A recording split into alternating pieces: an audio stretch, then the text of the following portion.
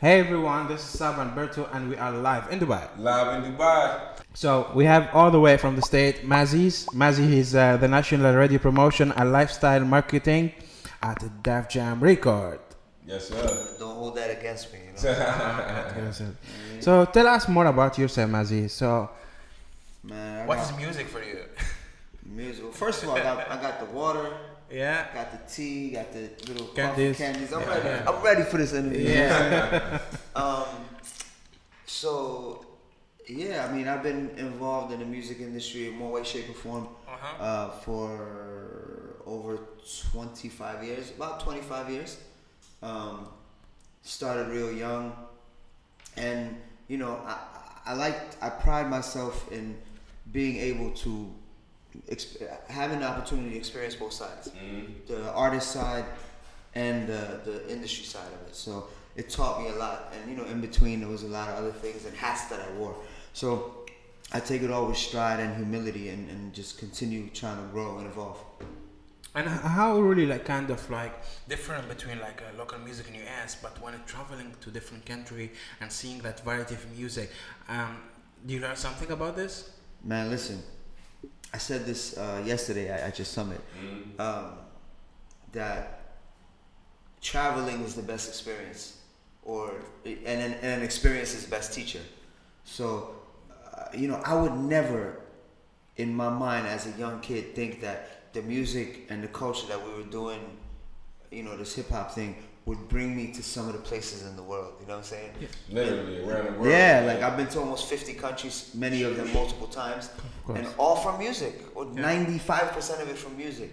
You know, so I would have never thought that. And then to go and see how everybody has formidable knowledge of this culture, and just has their own way of doing it, and I'm learning from them, they're learning from me. You know, it's just such an exchange of energy. You know what I'm saying?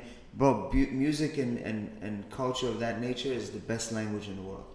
Right. You're able to tap into a whole different resources, a whole different, you know, mind states of people, man. Yeah. And you collab a lot with artists in the countries that you go to. Can you tell me a little bit about how that happens? There's three kind of collaborations I do. One is first of all, let me put this premise forth that all the albums that I put out, or projects that I put out, 100% of it goes to charity. Right. So whatever I make from streaming and sales goes to a charity that we pick for that project. Right. That's amazing, man. Like, congrats to that. Thank you. That's inspiring, actually, man. Right, and you know, again, it's not only me; it's all of us collectively working toward that. Right. So, so one way I do it is I'll go to the country, I'll sit with them, get with the artists in the area, get in the scene, and then we record there. We pick a charity, we work toward it, we put out the record. I'll put it out through under my label, or distribution or whatever, and then the proceeds go to a charity that we pick in that country. Right. So how do you link with the artist? Is it beforehand, or is it while you're touching Bro, so many different ways. Yeah. If it's not through other artists, mutual artists, it's through maybe a friend who visited our country, or through the b-boys, or through DJs, or through graffiti writers. It could be through anything. There's no formula. Right. But I always, thank God, find the ones who are doing their thing and are very, very skillful. So that's one way. Another way is I'll create the album in the US, and then I'll find a charity that I want to deal with overseas or wherever, or in the States, and then the money goes to that. And then the third way is I'll go to the countries and I'll do workshops, I'll do festivals, I'll do shows, and just be with the people, and we have exchange of culture that way. So those are the three ways. But one thing is for sure, I don't deal with corporations or NGOs and none of that. Right. If I'm dealing with a charity, I find it, or friends of mine find it, or the artists find it. Right. I go there, I sit with them, we break bread, and the money goes in their hands. Right. Or the project that we're working on, we work on together. Yeah. You know, the whatever we're doing. That's amazing, yeah. Man. That's dope. I think if more people had the idea of giving back when they do music would be a little bit more authentic as well, man, right now, because you don't have to subscribe to the certain models that's going on right now. Yeah, and it's like, look, I don't. What I do is what I do. I don't put that on any other artist that they Right. should do that. You do what you want. This is my lane. This is my niche, so to speak. And this is how I do my shit. Yeah, Can yeah. I curse? Correct. You beep it out. Good. But you know, another thing, a lot of artists are like, oh, when I get rich, when I make it, when I have the money, when I have the resources, Right. I might not ever get rich. So on my way, on my journey, I'm gonna give back how I can give back. You know. That's his really state of mind, you know, because you mentioned a very important point that we highlighted in different episode, which is there is a lot of things when you have that mentality. I should do what I have to do right now, without thinking that when I have that all these things, I will start doing it because maybe the time will never come. Yeah. Right. Which is this is Can't so. just sit back and wait. Yeah, You yeah, gotta yeah. be We talk proactive. about this, you know, and this is the things where we want to talk about the music, you know. So I think this is something kind of like inspiring. How you find the lead to work with DefJam, because it's one of the most inspiring record label in history. So you're saying how did I get to work with Yes. DefJam? Okay, this is a cool story. Cool story, bro. So I was putting out records before I started working with DefJam. Been at DefJam for almost 18 years now. But before that, I was putting out records. I was touring already as an artist. I was signed to independent labels, doing my thing. But I also had a day job. And I was in school too. It was crazy life. And I was dancing. Man, you ain't sleep. You ain't I sleep. didn't see, man. I was dancing. It was just nuts. So then I was doing all that, and I had just got laid off from my regular day 9 to 5 job, and I wasn't touring at the time. Actually, I just came back from the road. So my cousin was DMX's. By cousin, I mean this. You know, when there's this, being from Tunisia, right?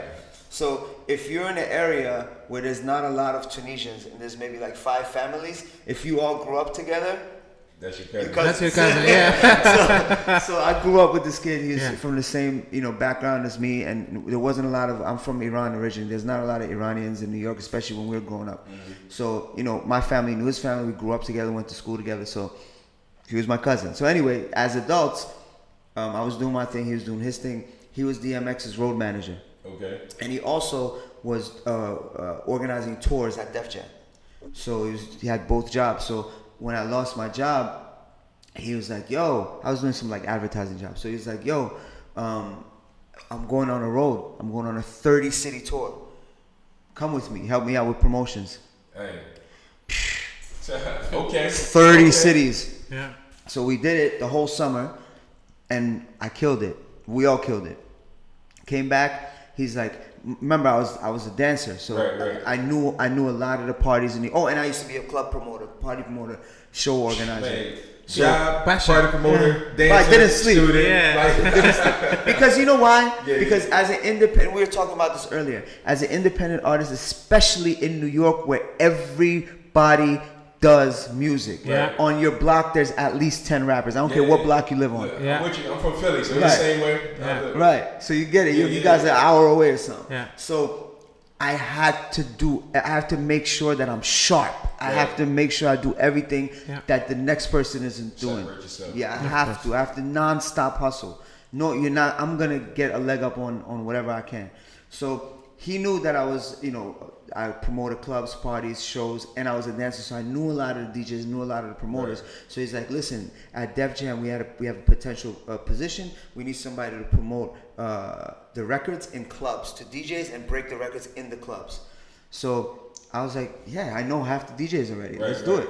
So, I was on a probationary 1 or 2 months as an intern, and they saw that I basically knew half the scene, and they gave me a job. Work. Yeah, but they gave me the job after a couple months, and it was a very, very hard road. Of course. And I had just finished college, so I had a chance to go and get a nice suit and tie job, or work at DefJam, which I was just introduced to, for pebbles, for close to nothing. Yeah. And I chose, there's two kind of people. There's people who are money driven, and people who are driven to make money. Yeah. You work to live or you live to work. Right. Very You know what I'm saying? So I'd rather have a peace of mind, get up every morning and want to do that, and struggle and make pebbles, work my way up, than have the cushion 9 to 5 and be miserable. Of course, yeah. So, 100%. One life to live, one time to live it. So Yeah. you gotta make it purposeful. Yeah, so you also you got a group outside of DefJam. You have a group called Soul Purpose. Right. Can you tell us a little bit about that? Yeah. So this is it kind of like everything comes to a crossroads around that time when I got the DefJam job. Right. So like maybe around the same time, bro. Maybe like a month or two before I got the DefJam job, I got my biggest quote unquote deal, album deal. So Soul Purpose was me and two producers. We all lived in Brooklyn. We had an apartment in Brooklyn, and the two producers and me. So we were like, we got the deal. So we're like, all right, and we formed the name Soul Purpose, right? So then I put out the record, and the indie label promised us so much. We had major distribution, promised us so much. Everything went to hell. It didn't work out. They said they lost their budget. Weren't able to do this. Both of our singles were like charted like number 1 and 2 on CMJ. Our album was 15 weeks on CMJ, but still they dropped the ball. Right. I mean, when I'm in the record label, I'm bagging up the vinyl and sending it out. It's a problem. Right. You know what I mean? Yeah. So I when that happened around about a year into the deal, I stopped. I was like, I'm not gonna put out any more music. Right. I'm gonna learn this stuff. So for 3 years at DefJam, I still toured, I still made music, but I didn't put anything out. For 3 years, I just studied and learned at DefJam and the other industries that I could. And then fast forward 3 years after that, I had my own label, my own distribution, did my own marketing, my own publicity, and everything, promotions. But at that point, the other two members of Soul Purpose, they would do their own thing. One owned the record shop, one became a very, very, very successful entertainment lawyer. Gotcha. So then I just ended up doing my thing and kept the name. So I changed it a little bit. Soul Purpose used to be S.O.U.L.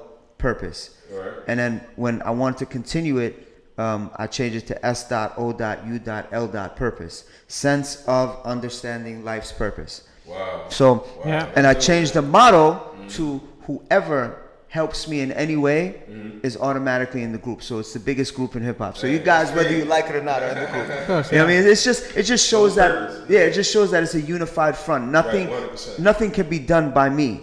You guys are helping me. He's helping me on the camera. Everybody's helping. People who are watching are helping me. Everybody helps everybody. Nobody does anything alone. Even if I'm doing everything by myself, I'm really not. Unity is power. That's the philosophy. It's strength in numbers. It's strength in numbers, and especially when you got the right people within those numbers. But even forget strength in numbers. Forget that. Everybody matters. The person who opens the door for you at the store, the person who comes to your show, the person who downloads your music illegally, who cares? He's still spreading the word. So everybody, every little bit helps to me for me in my eyes. I agree, man. And that it all matters. Yeah. You know? Man, and you know what's funny, man, is one of the things that I learned since I've been here was the value of words, right? And how far please and thank you and all that kind of stuff goes a long way. Gratitude. Just like people who open the door for you, you know, we kind of forget those little, things within us or whatever. But saying these kind of words matter. It helps strengthen relationships, right? It helps like kind of to grow relationships with anything. How has relationships helped you within Soul Purpose and your job at DefJam? Saved me a lot of money. Yeah. You know what I mean? So like, you know, things that you can't, sometimes you can't put a value on relationships, you know? The experiences you have with these people. You know, there's DJs who, when they were just starting out, I was giving them music, I was making sure they're good. This is at DefJam. And now some of them are like some of the top DJs in the country, some in the world. And guess what? I'll pick up the phone. And they're gonna and they'll answer. Why? Because I showed them the respect. The same respect as I would give anybody else. Of course. You know what I'm saying? So it's helped me in that way, but also it connects. Everything connects after a while. So I was always a firm believer of, if Jay-Z can be an executive and an artist and an entrepreneur and an owner, why can't I do that? Maybe not on his level, of course, but why can't I work at a label, have my own promotional company, which we do, be an artist and be a philanthropist and be a dancer? Why can't I do that? You know, and be successful. You know of course. And there was a time where I was at the top of all of them. Some are up and some are down now, but the relationships and the networks are made in all those places. They all are still strong, and they all connect. After a while, you know, and it's all connected. It's all a centrifugal force. Yeah. Yesterday we posted a video about Mick Mel when he said he's talking about like his story, you know. So it took him 13 years actually to start making music and making money from music, you know. So he talking in terms of like advising other artists, you know, why not taking you 7 years to make it? It's not gonna be overnight. They say overnight success takes 10 years. Of course, overnight success takes 10 years. Yeah, that's really true, you know. So we want to talk about the music because we want really like to help kind of like disrupting the music in the Middle East, because we have 700 millennials in the Middle East itself. Wow. Yes, that's the number. And you have a lot of millennials within Dubai too. Yes. It's So like, isn't like 60% of it people under 35? Yes. And these people right now is a huge audience, but the problem when we want to talk about is the music aspect. So what we want to talk about today is like, what is the music business? Because, you know, music is more onto like iceberg.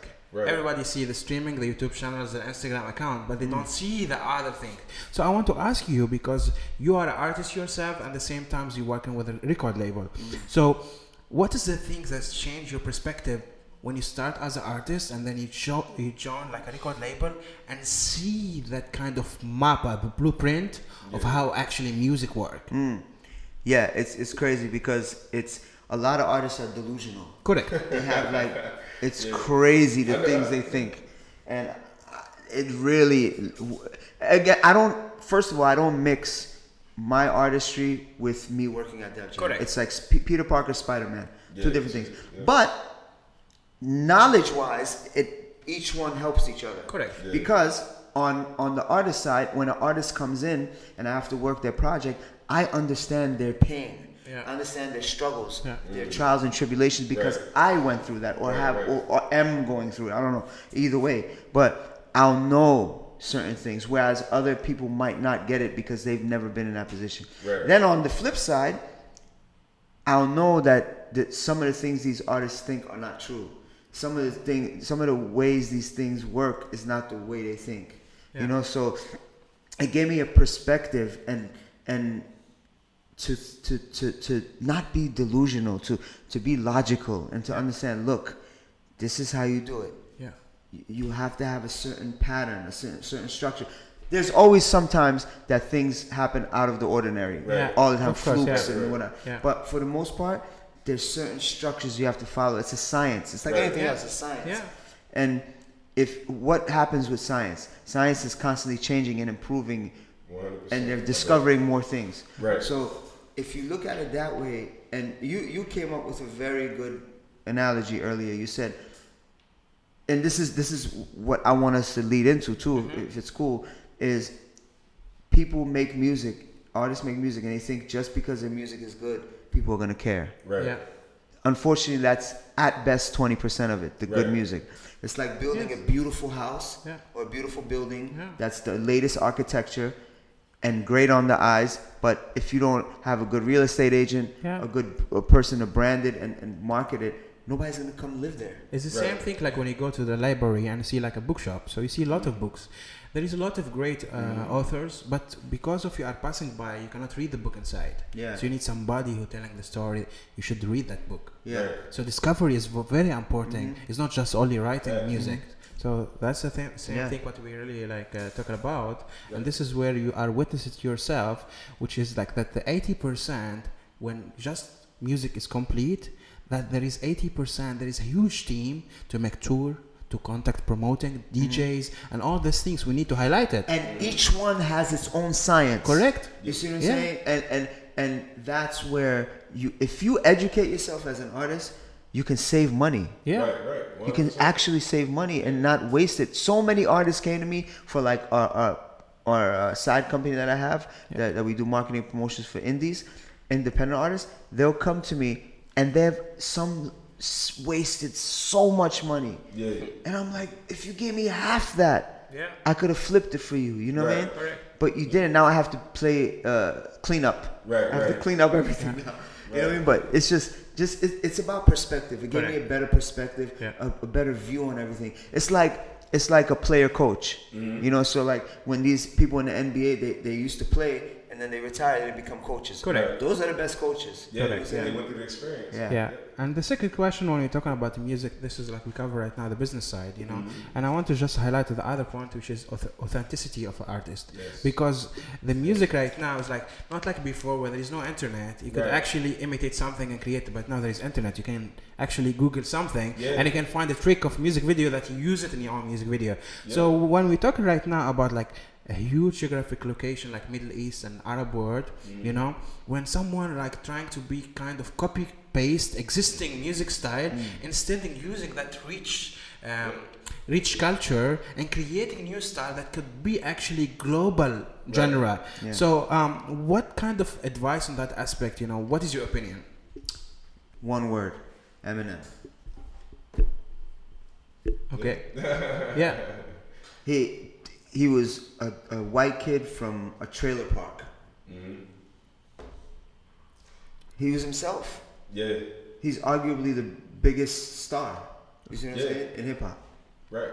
I mean, possibly in any genre. Yeah. Music, right. You know? I think this is the same thing what we talk with Rami when he's talking about like startup comedians that are afraid to like putting them video on social media because they can steal them joke. Yeah. Because listen, if they haven't stolen from you, then you're doing something wrong. Yeah. Every artist goes through that in one way, shape, or form. Somebody stole something from you or cheated you somehow. Right. Yeah. That means you're doing it right. You're going in the right direction. If that hasn't happened to you yet, then keep working. Yeah.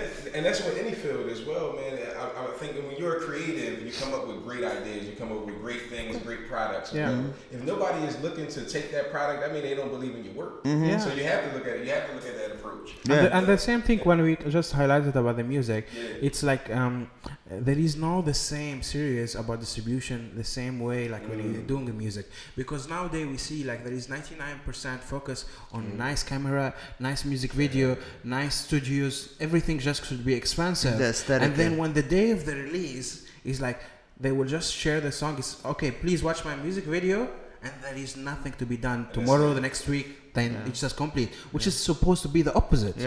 When the song is out. And what does that go back to? The strategy, your rollout, your marketing plan. It might change. You might learn. Like there's times where I'll use myself as an example. I had a certain strategy, a certain marketing rollout plan, and I did it. And after I did it, I missed some things. And I was like, oh, I should do that next time. Oh, I should do this next time. Oh, I just learned this. So then guess what? I apply it to the next one. And there I make some mistakes. And I apply that to the next one. So you're going to build up. You're going to start building your muscles. And listen, going back to the Middle Eastern sound and how can they expand it and make it global, there's a market for everything. Correct. It's just how you brand it and how you know, there's a market for candied walnuts. Yeah. You just have to learn how to put it together. That's all it is. And then especially with hip hop, hip hop can take any form. As long as it's true to the essence of it, the foundation of it, you could take any form. Right. Yeah, of course. I agree. So being on a limited budget, if an artist has a limited budget, is there any particular services that you know of and you may provide for like some of the artists? We provide, you know, my company provides, my people, we provide everything short of feel free to name drop your company if you want. No, that's good. This is all cool. Just holler at me and we'll talk about it later. It's just it's like the A team. Like you gotta holler at us, so we'll see if we come through and help you out. Yeah, so it's you're saying artists on a short budget. Because a lot of the reason why I'm asking that, because a lot of them say, "Oh, I don't got enough money to do this. I don't got enough money to do that." You know what I mean? Right. And so they kind of confide themselves in their head. Well, we have packages where we help artists that don't have that much money, and if anybody understands that, it's me. Right. But I've worked with artists that have $500, and I've worked with artists who have $500,000. You know what I'm saying? And then artists in the millions, but that's on a major level. But it's first you have to look at it this way. You're not and we spoke about this yesterday at the summit.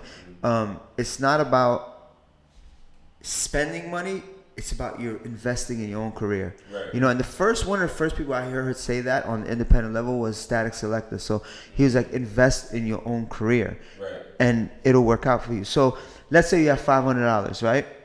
You have to go. You have to see. Okay. When I put out my music, I do well on YouTube. I do good. Local radio supports me. SoundCloud is cool. I have my little fans. But on Instagram and Facebook, I'm horrible. Right. I have nothing. So guess where your money's gonna go? Guess where most of that $500 is gonna go? Yeah. You know? Or you could turn around and say, my YouTube is very well and it's rolling. It's rolling. And that's where I know I can make my money and monetize and continue getting fans in different regions. All right, try this method. Right. Put the money into there and then let these organically grow and see which one works for you. Right. You know, sometimes you put your eggs in in one basket, it might work. Right. Or most of your eggs. Or you do it the other way, which I said. You look at the weak spots and you put your money in there. Right. So based on like different platforms, different regions of the world, they have different platforms, and And by the way, I'm sorry, I don't mean to cut you off. There's no cookie cutter way to do this. Every way and every time you put out something, it's a boutique. You have to contort it and make it work for you in that time and in that, Right. Because we have a lot of different people on board right now when it comes to TikTok and of course, Spotify and all these big corporations or whatever, and things that happen new. How do you keep up with the trends? How does that work on an independent level as well as like a major level, like keeping up with those kind of things? Well, on an independent level, I say, and I said this earlier, get on everything. Just get on everything. Just try it. Who cares? Maybe it might work for you. Right. But just keep doing your research and see what works, what doesn't for you. What works for me as an artist is not going to work for you as an artist, and vice versa. You know what I'm saying? You have to try. As an indie, you have to sometimes just poke your chest out and try. And just trial and error. And see what works for you, because there is a crowd out there for you. There is. Right. And there's artists where you never heard of, I never heard of. And we'll go to their show and it's gonna be packed. It's gonna be packed, and everybody knows the words to their songs. Right. So it's about finding, especially nowadays, it's finding your lane and just feed them, and they're gonna spread the word for you. And of course, you said this very eloquently yesterday. By the time you guys watch this, it's not going to be yesterday that he said this. But if one of your backbones is your live show. It's so important. Yep. You know what I'm saying? I love the stage. Yeah. I love it. Yeah, you kill it too, man. Thank you, bro. Thank you. But that is your backbone. You could be good at everything else. That's cool, but you have to have that foundation. Right. You know what I'm saying? Yeah. You brought up something else I didn't address. Fan base, touching your fan base, like all the new technology. Oh yeah. So you said for the major labels. So the major labels, unfortunately, a lot of times are kind of late. Yeah. Late to the ball, but they can afford to be late. Right. You understand what I'm saying? Right. They have so much money, so much things going on. They can afford. They're McDonald's. They can come up with the Impossible Burger later. Right. They don't have to have it right now. Right. But guess what? The mom and pop burger shop down the street, they have to have the Impossible Burger early because they have to see if it works for them and they can make money. Right. So the independent artists, you see a lot of times, will try new things like this kind of USB with this kind of thing on it, or this kind of code where you could download it. All these little things they could try. Right. The major labels, they can afford to take their time, figure Let's it out. see how this works. Yeah. So as an indie artist, you have to kind of be at the cutting edge a little more. Right. You have to be more up to date, more up to speed. As yourself as an artist, what do you find works for you? Like, what do you, as far as like finding your fan base and expanding your fan base? Because I know that it's different when you're wearing your business hat. You have to put on your artist hat. Right. Well, I used to worry. Maybe like 10 years ago, I used to worry like, okay, what's my numbers on radio? Okay, how many did I sell?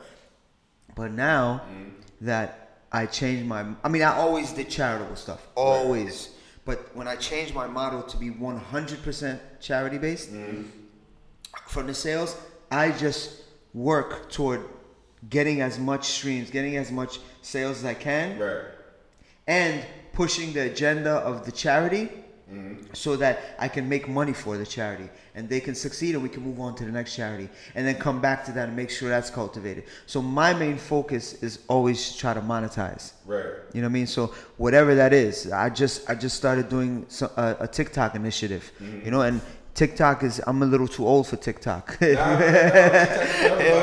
is for everybody, but you know, like the kids that did videos for TikTok for one of the songs that I just put out, they're young, man. I'm like, wow, but it's refreshing. Another thing, I always learn from the younger people. Right. Yeah. The OGs, they're my inspiration. My peers, we build off each other. Right. You know what I'm saying? But the young people are my inspiration to the point where I'm learning from them. I always sit with younger people and just pick their brain. And you know what? They're learning from us too. Right, 100%. But I'm never that guy. It's like, you know, in my day, we used to walk to school 30 miles. You know, I don't do that. You know what I'm saying? I love learning new stuff. And TikTok is something that I always had TikTok. Like, I think everybody should get all platforms and just have it. I've had it, but I dabbled with it. And now I'm trying to, like, really see if it works. Maybe it works for me. Again, it's a learning curve, bro. Right, yeah. Like, and by the way, what I'm doing on this release, on this EP, is not what I did on the last one. But I'm adding more things. Right. I learned stuff about some Google optimization the other day that my friend is working on. So it's like, I'm always, and then we spoke about the YouTube channels, which we're working on. So it's a lot of different things. I keep trying, right. You know what I mean? And dabbling and see what works. But my main focus is making that money for that charity. Right. And it happens to be through music because that's what I do. I'm not a doctor, I'm not a lawyer, I'm not a soldier, I'm a musician. So for me to give back and make that money and make those moves for that and awareness for that charity, I do it through music. And that's how the lens that I look at it through. Right. Can you give some of the most charitable projects that you work on? What's the best? I mean, it's hard to say which one is the best, but which one kind of sticks out for you? Like, I'll give you the last 4. Okay. Right. Yeah. The one that I'm recently really proud of is because it recently got completed. So a couple years ago, I put out an album where I think is some of my best work. It was called The Building. And I recorded it in the United States, and 100% of profits went to building a clean water well in Uganda. So when I put out the album, we, you know, for a while we promoted it, we made the money. Then I went to Uganda. I knew I had performed in Uganda already, so I knew some of the people on the scene, some of the best MCs. So I went, contacted them, met up, did a few shows, went around, and then he took me to meet a guy who connects with villages to build clean water wells. So we connected with him, sat in the villages, walked around, broke bread, spoke to the elders, Right. End of the day, gave the money in his hand, cash. Yeah. Wow. And then guess what? 2 years later, the well is done. Just last week, they sent me pictures of it. Man. So I'm gonna go back in June. We're gonna do a little show out there, or hopefully a big show, and then we're gonna do more filming, and then put a little documentary together. So that was that. After that, we did I recorded a whole album in South Africa. We were in the studio for 6 days straight, 12 hours a day. I had some beats. Still not sleeping, man. Never sleep. I don't sleep. If you try to outwork me, I dare you. Yeah. So there's only a few that I can say do it. But anyway, so we were in the studio. I didn't know what artists were coming. Of course. I didn't know who was coming. Yeah. They would just come in and would organically work. Right. Beats were just there. It's 50% from the US, 50% from South Africa. But beautiful music. Right. But that just shows when somebody is at the top of their game and you're at the top of your game, of course. Steel sharpens steel. Yeah. You know what I'm saying? So we did that. The profits from that went to the Mandela Children's Hospital. Right. We're probably going to re-release that and work with another charity. Okay. Repackage and re-release it in Africa only. We have a whole nother campaign. Right. Then I recorded an EP here in Dubai with TAC. Shout out TAC. And 100% of the profits from that we're almost done gathering is going to the KCCL. Okay, I'm not getting I might not get the acronyms right, but it's a special needs school in Nairobi. Okay. So when I go back to Nairobi in April, hopefully I have all the funds ready, and I'll get it to them. And then the album, that's the EP that's out now. I did it. I know it's a lot. No, of course, yeah, of course. No. The EP that I did now is I went to a festival in Kisumu, Kenya, and did the festival is called the Madaraka Festival. And in Kisumu they have a youth center, One Vibe Africa Youth Center, and there they teach musicians to play music and instruments, dancers, producers, singers, rappers, and it's a children's center for little kids too.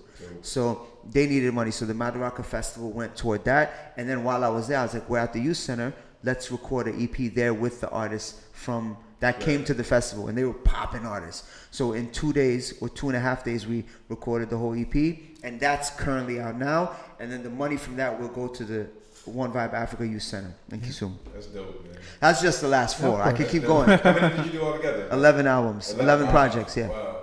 So, and then I have one coming in May, another one I did in South Africa, and one coming end of the year. Is just, man, listen, man, you don't sleep. Man. I don't sleep, but I think you might got me beat, man. And you know, I'll tell you this, man. Like,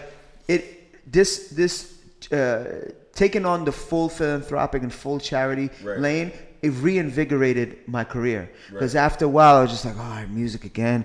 And yeah, I could make music. That's cool, but I didn't want it to become redundant, and I didn't want to be bitter and sour artist. So it reinvigorated me, and now I just want to keep making more people because I love working with people and seeing people progress that way. Yeah. So I think charity is very very inspiring story to share with us, and really I can feel the passion because when you do charity, it changes your life because you don't count.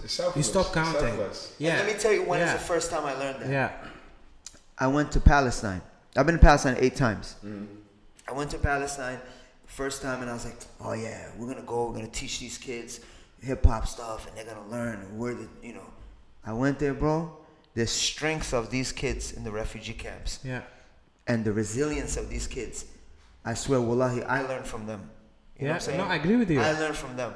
We have a center already in Kusumo. That's why it touched me, the story, because we have an organization, I'm part of it, it's called S.O.U.L. And we are feeding almost 2 million kids in Africa. So we are fighting like malnutritions, and we have already center there from Kisumu. Wow, we gotta talk. That's the things about it. It's like when you are doing charity, it changes your perspective of life. Because for me, when I'm talking about music scenes, maybe I'm being a little bit tough, but you need to be realistic, because if you're not realistic, you cannot solve anything. If everything you say is fine, everything, then there is nothing really to improve. So what I really want to highlight here about music, there is similar thing between like kind of like charity and music. So for example, in my opinion, this is like my personal opinion, when an artist started making music, it's good that you are making music, but it's not yet can be monetized.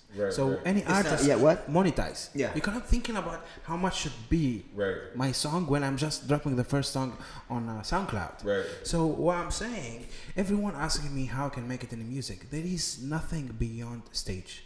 You highlight this point, I'm gonna repeat it again. Artists, the best place is the stage. Football player, the best stage is stadiums to play football. You cannot put a football player in basketball court. He will not be performed. So the best thing for an artist to be on a stage. And I really think there is something cost nothing with the internet. If you want to have your music heard by beyond your friend, because I feel arts always get kind of romantic by his friend, his small circle, and that's he think, oh, I made it. You don't think about beyond my city. That's crazy. I always think that. Because when I see an artist where that happens, I'm like, what if he came to my neighborhood? Could he still get that off? Could have. You know what I'm saying? And I always looked at it that way. And I one way I learned this stage was I prided myself and still pride myself in watching as many performances as I can. Like I could probably count on less than 2 hands how many people I haven't seen in hip hop perform. I watch it because sometimes you got to learn what not to do. So I always try to have it to the point where, you know what, I'm going to be able to perform in my neighborhood. And I could, guess what, perform in China where they don't understand what I'm saying. And I have. This is true. You know what I'm saying? So you're right. That's such a key point. Because what I want to say is the same like movie director. So when let's say like you study movie director and graduate, you cannot go straight to like directing a Hollywood movie. You need to work under like assistant of directors and learning the process, and then you will proceed to be like your independent director. So when we talk about music, we're talking about the music, and we need to talk about it in very deep, which is live performance. There is a really at least like 50 countries around the world. They have, for example, hip hop music festival, okay, and they are like far away from anywhere you think about. It's not your area, okay? Doesn't cost nothing to send an email. Hey, this is my music. This is my audience. I'm willing to come to perform on your festival if you can cover my travel fee. I don't need payment. I've done shows like that. Yeah. And guess what? I got shows like that. And then they see me perform. And then I came back. The next time they paid me. That's what I'm saying. So when starting performing a live audience, you yourself are getting free internship, because singing in a music video is different than you are on a stage with live audience. You can only do it one time. You can't. Of course. You cannot keep doing the same thing every time. So what I want to say to you, okay, what you learn from touring artists, because there is like kind of like when starting artist that his first tour, he don't go like in 31 state in the first thing. He go to high school, he go like the small shows, and not like that big package. It's just only like you put him in a tour. So is it like should be the artist's first day get paid like big check? This is my biggest problem with major label artists. So they'll sign people to major labels, and a lot of these kids are fresh. Either they haven't done a lot, or they've done a lot, but it's only online, like you said. So, and then they throw them on tour. They throw them on big shows. I'm like, they're not even developed yet. What are you doing? And then they suck. They suck. Yes, of course. So I'm like, what do you do? To the label people in my mind, I'm like, what are you doing? They're not ready. You have to develop them. First of all, I think labels need a better incubator system, where they when you get signed, you have this amount of time you have to graduate to actually. They don't. I know they used to do that. Artist development. The artist development isn't there anymore. It's just like cookie cutter. I put it in a microwave here. No, open the pot. Put the water, let it boil, put the potatoes, put the onions, give it some time, let it simmer. You know what I'm saying? Give it some love. They don't do that. It's like, okay, here, microwave here. No, because the artist's going to suffer like that. Correct. Now the independent artist technically has a better advantage. But they want to jump, a lot of them want to jump in the microwave too. But no, as an independent artist, you have the opportunity to be on the slow cooker and really learn, do the open mics, go around your city, do this, do that, do little tours, then grow. You have that opportunity. So don't be quick to jump in the microwave. Of course, and then it's going to be better for you in the long run, because I don't care who's on stage. I don't care if Jay-Z's about to perform. I don't care. That's how I'm trained. Because when I get on that stage for even 5 minutes, guess what? Those 5 minutes are this is mine. I own that stage for 5 minutes. I don't care if Jay-Z's next. Guess what? He has to go after me. That's how I think. That's the mentality. But that's because I trained. I was in the dojo. You know what I'm saying? That's what I think artists are forgetting these days. Of course, Not all, but some. And here the second point, which is we need to highlight, which is you already talk about it, which is right now when I ask any artist in terms of like, what is your goal? What do you want? I'm dreaming to be signing by Universal. I'm dreaming to sign by Sony Music, But in the end of the day, when you ask them the question, okay, you want to go to that goal. Anyone have a right to dream or anything, okay? But what is the definition to you to sign to this major label? Okay, they will give you money. They will just put you on tour. It's not that's gonna be the situation, because from data, which is what you mentioned already, label doesn't have time to do incubation anymore. That's why we are seeing, for example, DefJam or all major label that are signing independent label that they are doing for them cleaning. That's a good point. So they don't have to go straight like from like new artists, and then they will deal with you like they are dealing with their own like a top artist paid, So you see, right now there is a very important opportunity for independent labels that can collect couple of artists and representing that portfolio to major label, and then become more onto like supplier. It's a very good idea, and some of them have done that. So I think there's two ways to do it. The problem is the major labels, many of the times they just are, and I don't really blame them. It's a music business. Yes. So they care about numbers. Correct. Right? And what return are they going to get on their investment? Right? Yeah. So a lot of times that label can't come forth and have their artists in their roster unless they have that one person that is already killing it. Yeah. And that's the difficult part for these indie labels. But it's a great strategy for both sides because they can develop, they can put out music and make their money. 100%. Right? That's one way. I think another way is which labels I don't know any that do this, major labels have the NBA has the D League, right? Yeah. So they're in the NBA, but they're not allowed to play yet. They're playing their own little league. Correct. The D League. So the label, major label itself, I think, should have a little incubator label within the label where you're just developing. And some might make it out, some might not. Correct. But isn't that with the purpose of like compilation albums, like that artists? But go deeper than that. Yeah. Go deeper than compilation albums. Really have a separate like a system for it. And both. I think if they have both, everybody will win. Everybody will win because right now the music scene is so saturated that they cannot really do it yourself. You need to have a team. You need to be part, even a collective of artists. 100%. Because especially when you are talking about emerging market, it's like we cannot have the next Eminem in just 2 weeks. Right. And it proves itself. There is a lot of collective of artists. We are talking today about non-genre. So we're not talking about hip hop. We're talking about rap. We're talking about DJ. We're talking about all genre. What we are talking about. If the music want to be grown here in the region, it will need to be work as a collective. Why? Because if you work in a collective where you have a DJ, you have a rapper, you have a pop singers, you have female singers, and then working together on multiple project, that can create kind of attention because you have kind of louder voice. Right. And I agree wholeheartedly with you, and that's what K-pop did. If you think about what K-pop has done, yes, of course, exactly yes, what they've done. They had DJ, 100%. They had R&B singer, pop singer, rapper. Yeah, the thing is when we're talking about K-pop, there is a show supposed to be here in March, the biggest K-pop concert in Dubai.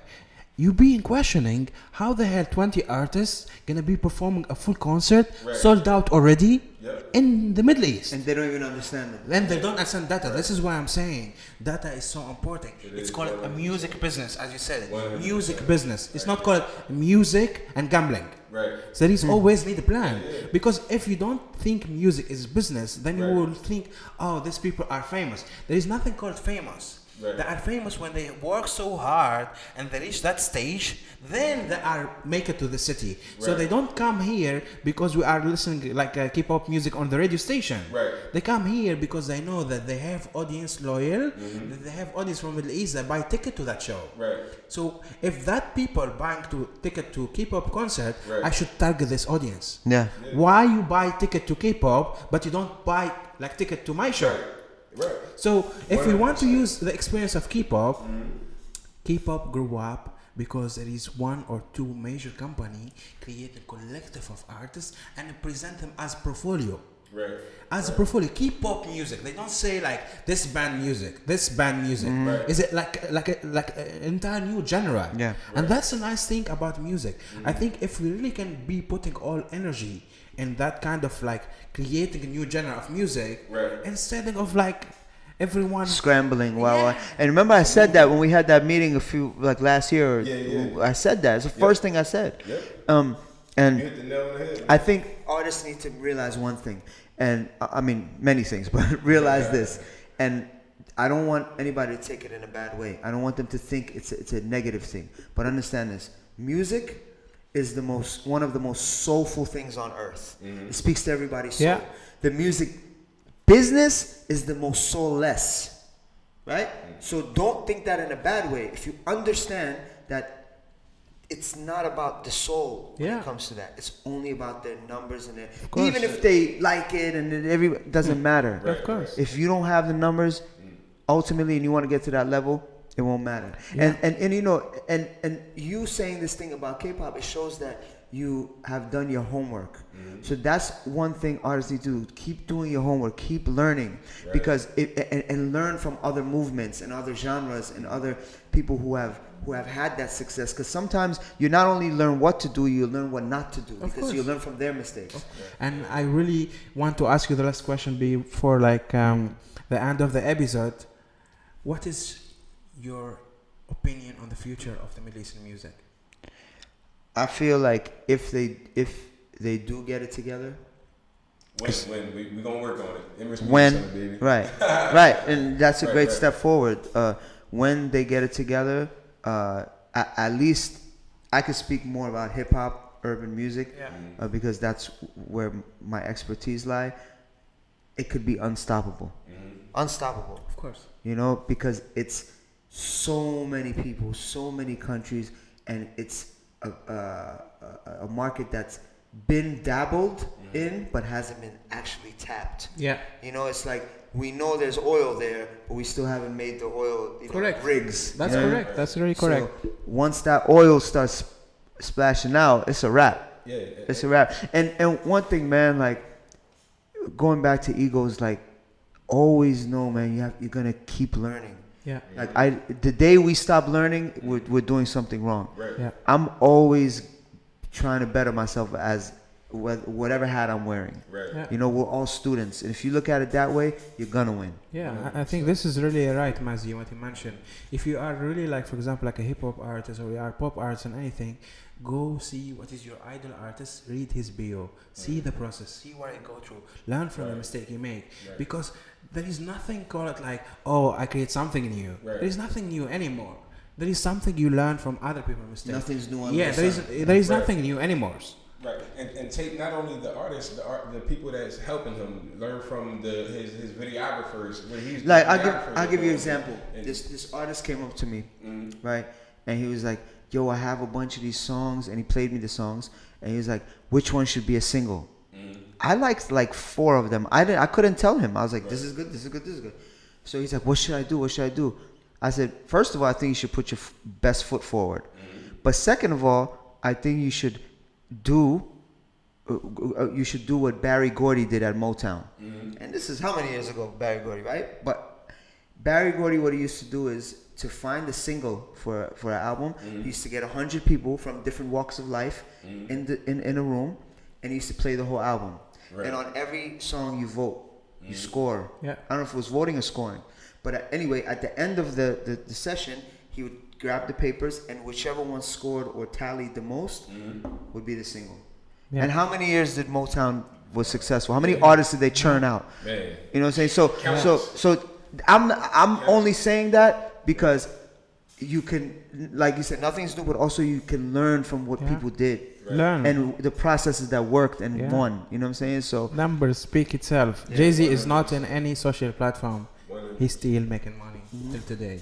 So don't think like have a profile on social media that you are already making music. You need to go beyond of that. Right, because there's catalog, there's publishing, there's so much things that come and play. You know what I mean? So thank you guys for really like sharing this amazing story. There's a lot of things to learn. Don't forget to visit emiratessummit.com. So you're gonna watch. You're gonna see the episode very soon. All the panels on VVIP. So stay tuned to learn. Mazzi, we appreciate you, brother. Thank you so much, Maz. And we're gonna be closing the episode with your word: music business. Understand this point: it's a music business. So try to Google this word, and you will find a lot of results. Try to reach out to people. Always ask. Don't just like find like your own definitions. Always ask. There is people to help. There is nothing wrong with asking. And we wish all the best for all the artists.